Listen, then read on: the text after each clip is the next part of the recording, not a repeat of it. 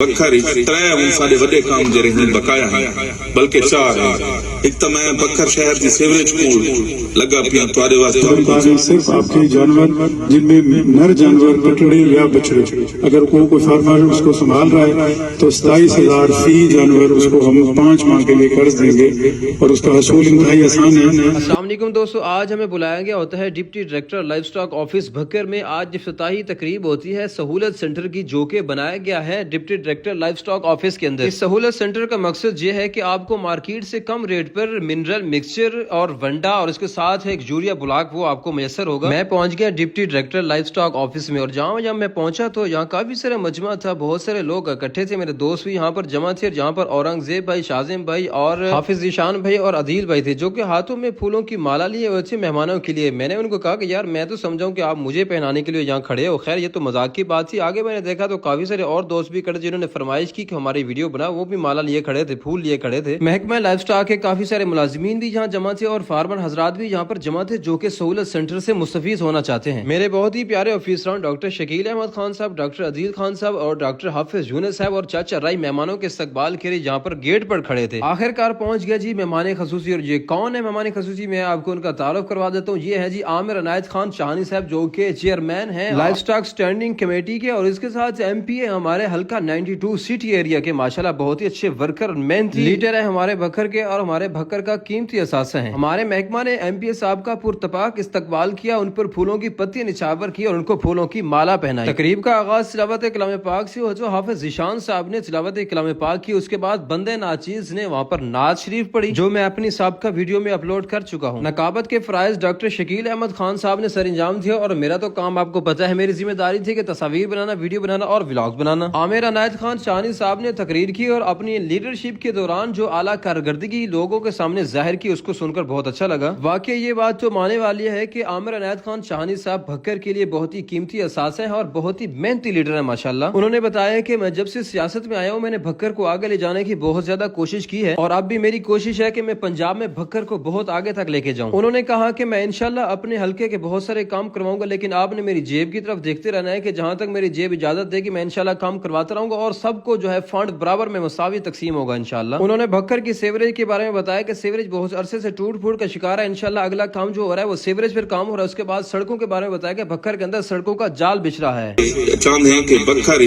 त्रै सारे वड्डे काम जरे हैं बकाया है बल्कि चार हैं।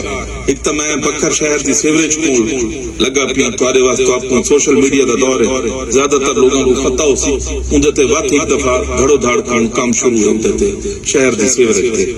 दूजा साडा इस टेन्योर दा मंशूर ही कि असा मेडिकल कॉलेज गिन के आना बखरी। त्रीजा ज़राई यूनिवर्सिटी जी है फैसलाबाद उनका सब कैंपस भी असा इतना गिन के आना चाहते। चौथा वो है कि जी सरांत जमीन है लाइफ स्टॉक इतना असा यूनिवर्सिटी मंजूर कराना चाहते हैं वेटनरी दी।